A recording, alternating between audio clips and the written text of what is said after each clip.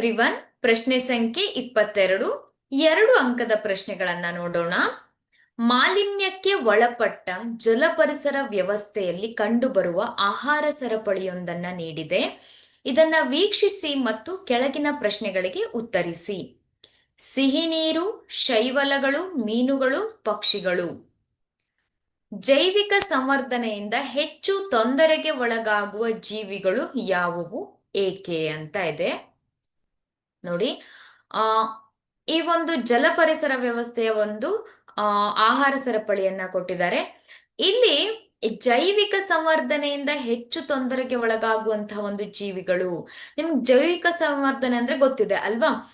ಏನಾಗತ್ತೆ, ಈ ಒಂದು ರಾಸಾಯನಿಕಗಳ ವರ್ಧನೆಯಾಗತ್ತೆ. ಒಂದು ಪೋಷಣಾ ಸ್ತರದಿಂದ ಇನ್ನೊಂದು ಪೋಷಣಾ ಸ್ತರಕ್ಕೆ ಏನಾಗತ್ತೆ, ರಾಸಾಯನಿಕಗಳ ಒಂದು ಅಂಶ ಹೆಚ್ಚಾಗ್ತಾ ಹೋಗುತ್ತೆ ಅಲ್ವಾ? ಇಲ್ಲಿ ಜೈವಿಕ ಸಂವರ್ಧನೆಯಿಂದ ಹೆಚ್ಚು ತೊಂದರೆಗೆ ಒಳಗಾಗುವ ಜೀವಿಗಳು ಯಾವುದು? ಪಕ್ಷಿಗಳು. ಉನ್ನತ ಸ್ತರದಲ್ಲಿ ಕಂಡು ಬರುವಂತಹ ಜೀವಿಗಳು ಈ ಒಂದು ಆಹಾರ ಸರಪಳಿಯಲ್ಲಿ ಪಕ್ಷಿಗಳು ಅಲ್ವಾ? ಪಕ್ಷಿಗಳು ಹೆಚ್ಚು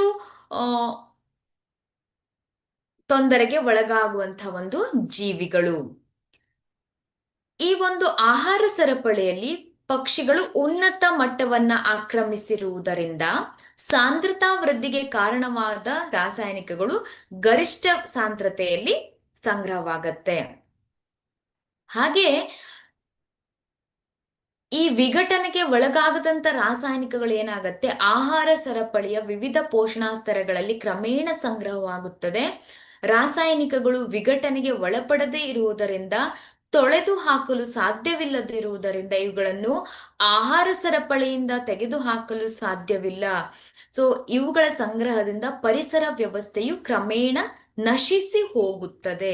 ಅಂದ್ರೆ ಆ ಒಂದು ರಾಸಾಯನಿಕಗಳು ಹೆಚ್ಚಾಗ್ತಾ ಹೆಚ್ಚಾಗ್ತಾ ಅವುಗಳನ್ನ ನಾವು ತೊಳೆಯುವುದರ ಮೂಲಕ ತೆಗಿಲಿಕ್ಕೆ ಸಾಧ್ಯ ಇಲ್ಲ ಅಲ್ವಾ?